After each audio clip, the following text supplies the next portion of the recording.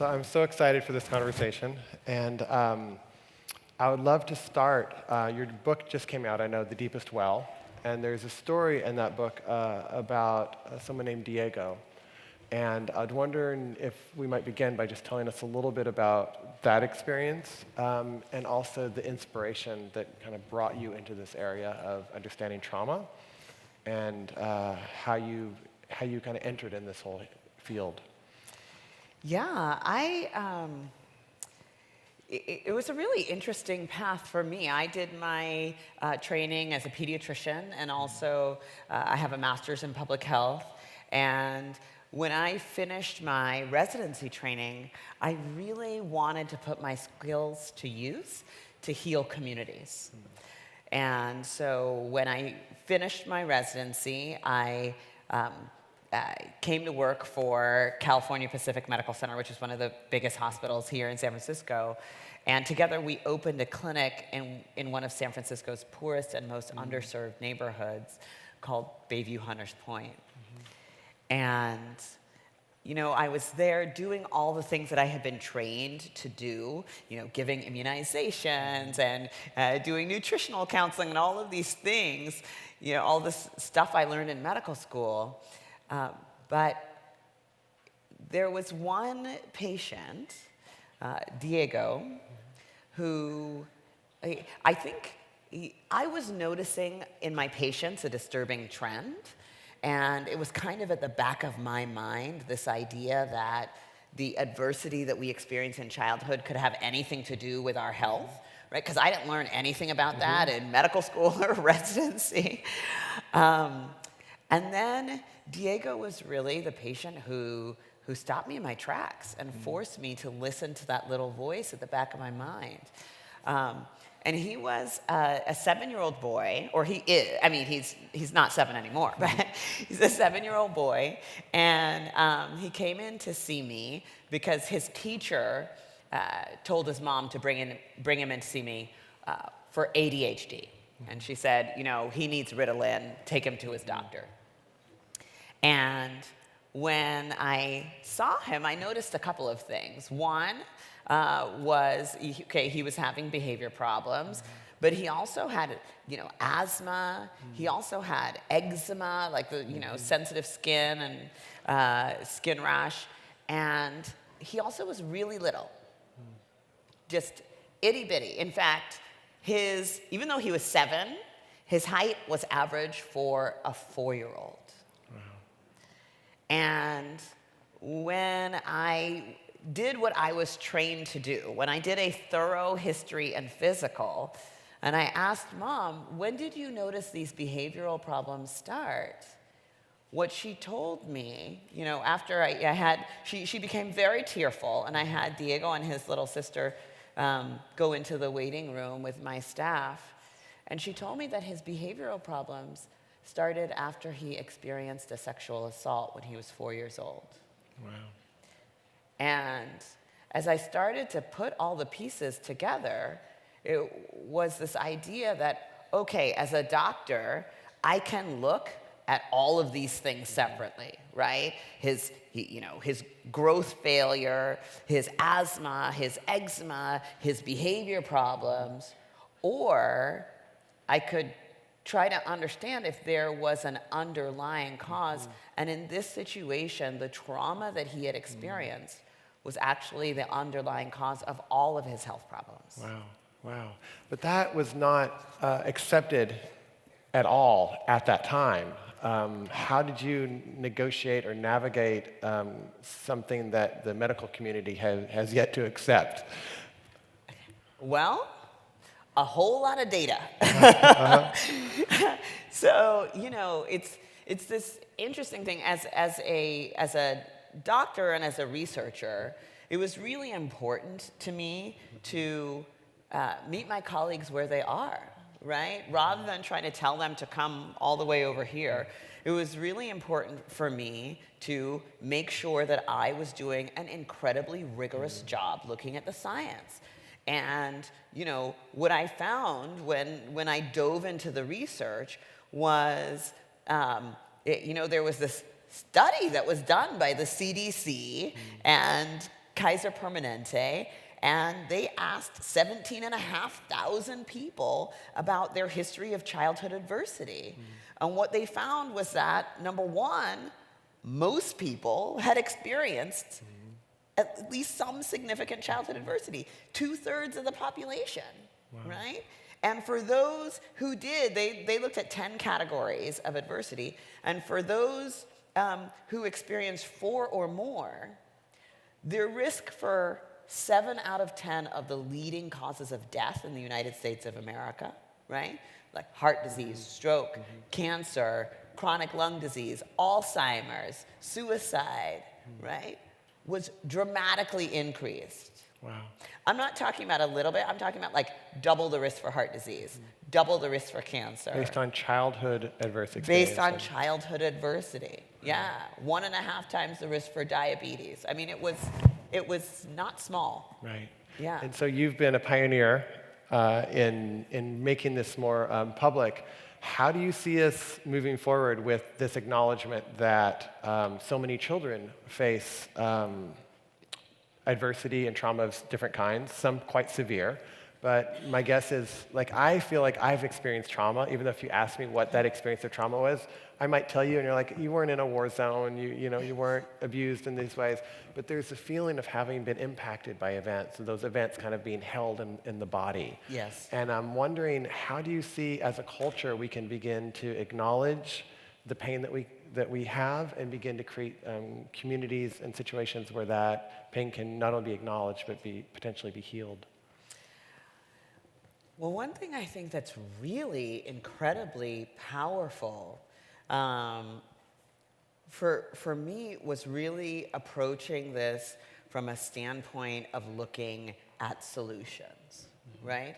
So, we know that we have a cardiovascular system, and we have a respiratory system. We have all these different systems in the bodies, and we also have a stress response system, right? And particularly when we're exposed to adversity in childhood, it changes the way that our stress response system functions. And when we understand that, then I think for a lot of people it's really scary, right? We don't want to acknowledge it because, especially when we're talking about trauma, right? Our intuitive reaction when it comes to trauma is to keep it over there, right? It didn't happen. It's tough to acknowledge. And certainly we don't want to talk about it in our society because there's so much stigma, right?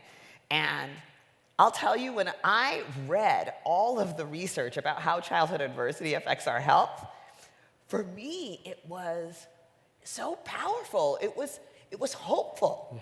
Because when we understand how the biology works, then we can interrupt those processes, right?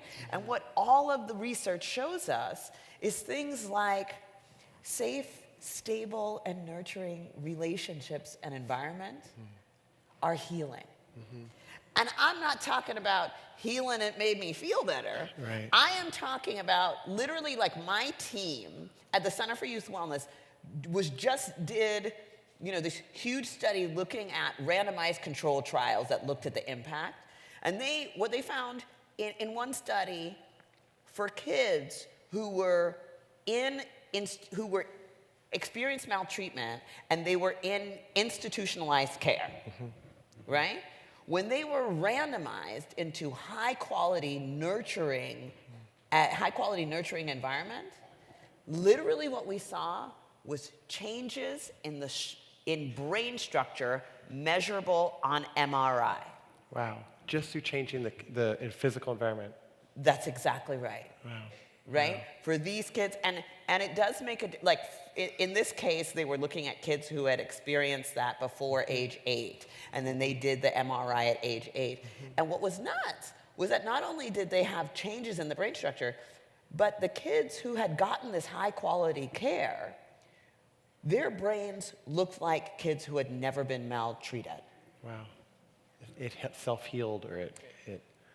Well, but that's the point. The point is that safe, stable, and nurturing relationships, they're not just nice to have, They are healing, right? Right. Like, they literally change our biology. And, even we see this across species when, a lot of folks who do this research on childhood adversity, there's a famous study by Michael Meany that I talk about actually in The Deepest Well, where he took rat pups, right? And he stressed them out, and then he gave them back to their moms. And some moms, when they got their rat pups back, they did a lot of like licking and grooming, the human equivalent, the rat equivalent of hugs and kisses, right? And guess what? Those rat pups, they performed better on cognitive tests, right? They had a more healthy stress response system that turned itself off normally after it was done being activated. And what they found was that these changes were associated with changes in the markers of the DNA of these rat pups. But then they did a crazy thing. This is why I love science. Then they did a crazy thing. With the next generation, they switched the rat pups at birth. And what they found was that the rat pups that were raised by these moms that did this high nurturant caregiving, these high licking moms, right?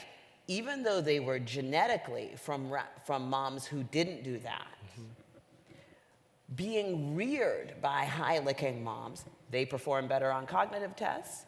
They had a more normally functioning stress response. And they also had the DNA markers. And the DNA markers were associated with the mom that raised them, not their biological mom. Wow. Wow. So literally nurturant caregiving can change our DNA. Yeah. Beautiful. So if we look at our society, and our society does many things right and has different components that work, we also have things like the largest prison system in the world, and our ways of working with people who are traumatized does not include any sense of those potential community healing experiences for the most part.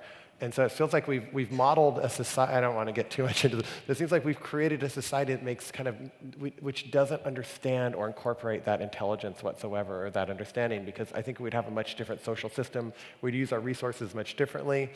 Do you see like basic, simple things we can do to kind of create families and create a culture based on this understanding? Because it feels like if that is true, funding for single mothers, funding for social programs in low-income communities, all this would make so much sense and save so much money, but it's not yet a part of what we think of as health, or what we think of as sustaining a healthy society. How are you being received with this information? Do you feel like there's openness and there's receptivity?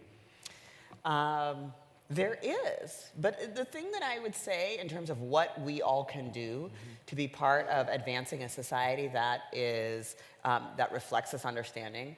So, number one, it starts at home, right? Like, we have to do our own pulse check.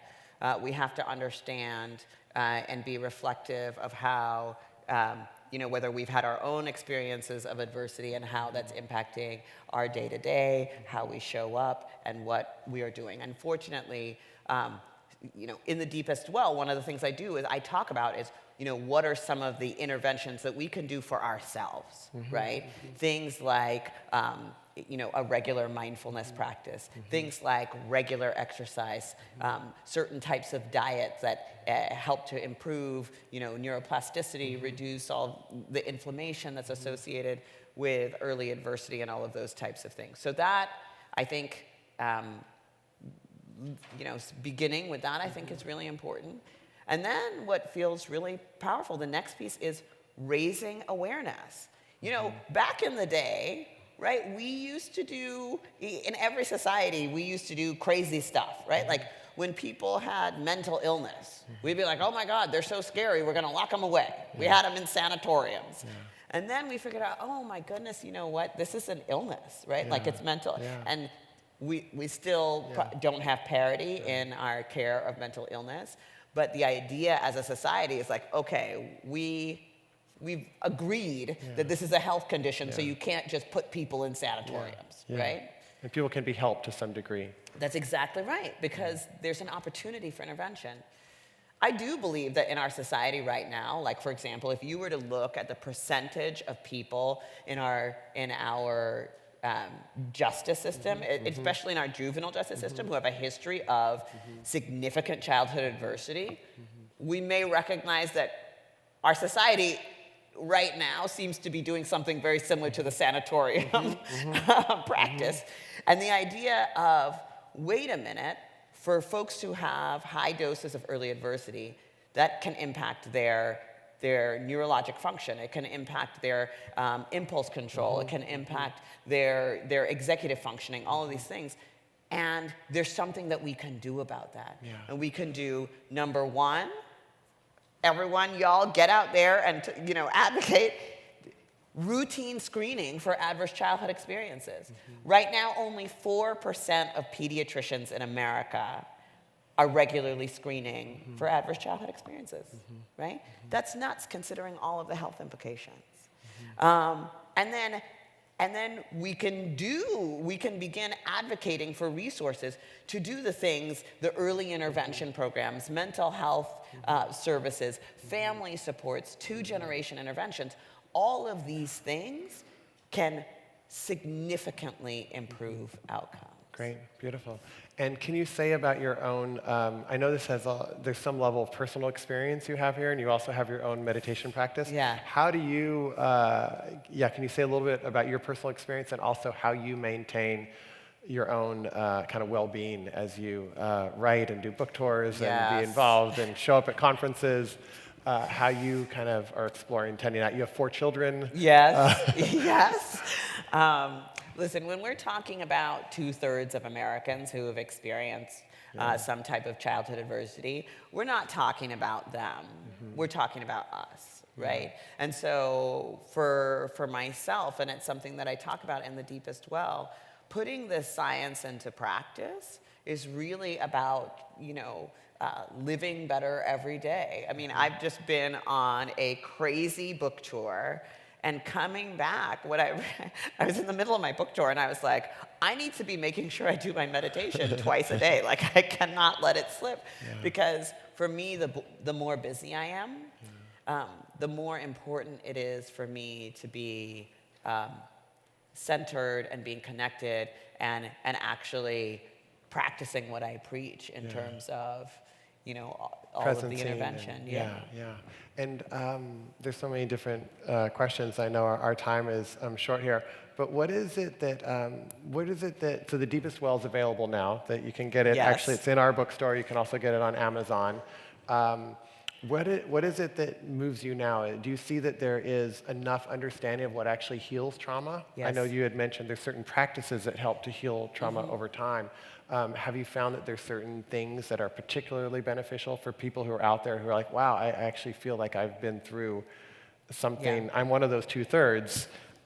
From your research, is there, besides being in a supportive family and doing diet and mindfulness practices, are there other things that can help somebody kind of tap into that? Because I think a lot of us are moving so fast, and we're afraid if we stop, I'm actually going to feel my trauma. I'm actually going to feel my pain. I'm actually going to feel my anxiety. I'm actually going to feel all these things. So I'm just going to keep going faster and faster. And I'm wondering what, from your research, if you have anything that would support somebody in kind of investigating that. The most important thing that I think that individuals who have a history of adversity can do is just by start with, number one, recognizing what's going on in the first place. And this is something that I actually tell my patients. I say, because of what you've experienced, your body may be making more stress hormones than the average person. And that can look and feel like being quick to anger, or having trouble controlling your impulses, or getting sick easily when you feel overwhelmed. And I will tell you the number one thing that especially my older patients, my adolescents, they say to me is, oh, you mean I'm not crazy? Like, just the idea that this is what this system that is designed by our bodies to help protect us, right? That it can become overactive sometimes. I think it allows people to be able to have some self-compassion, right? And it also allows us to be able to understand, like, oh, okay, when that happens, like when I get that feeling, oh, that's just my body's stress response. Right, right. So you know what? Let me just dial that in, and maybe I need to step up my workout, or maybe I need to make sure that I'm being really good on my nutrition, or laying off, the alcohol, or connecting with a dear friend, or talking to my therapist. But all of these things, and this has been my great hope in writing The Deepest Well, is to help people understand, number one, to make that connection, and then number two, to see that there is hope for healing. Yeah. And that's the most important thing, is that hope. Beautiful. And I think that this piece of compassion, it's really hard to blame somebody who's had a lot of adverse childhood experiences. If you really understood their life, it would make complete sense that they're acting out in whatever way they're acting out. And I feel like we have my vision anyways, is we have leaders, I think so many today, that are acting from some trauma experience. And it's playing out. We won't name anyone in particular. We're going to name it. But it's playing out, and if there was this way in which that became, of course you've been through trauma, and of course you're acting it out, and let's talk about it, and let's look into it. I don't.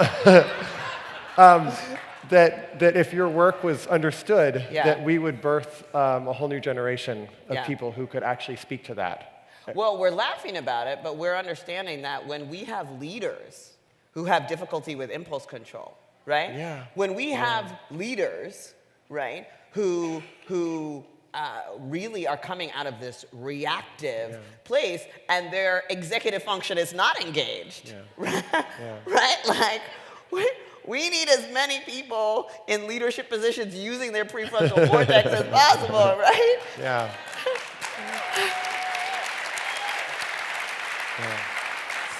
So I mean, this is a matter of, when we talk about it, we can kind of joke and laugh about it, but ultimately, when we think about the changes that need to happen in our society, that also help all of us to have a healthier, more prosperous, and more secure society, it's really important that this word gets out. Beautiful. And I know you have 4 boys, and I think men, it's particularly challenging. Men are not, they're used to keeping up like this particular front. Like, I've got it, I've got everything taken care of, I'm the man, I can do this, I can do that.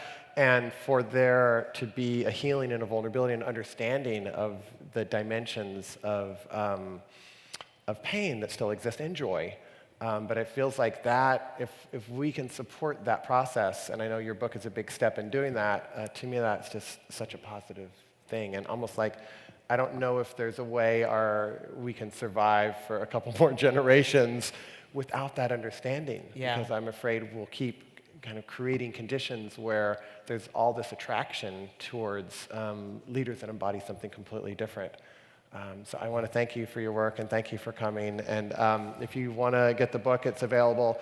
But also, I feel like you kind of create an invitation for all of us to acknowledge what's really true for us. And I think it's hard to acknowledge our joy and our amazing generosity, and also we need to acknowledge the wounds that we might still carry.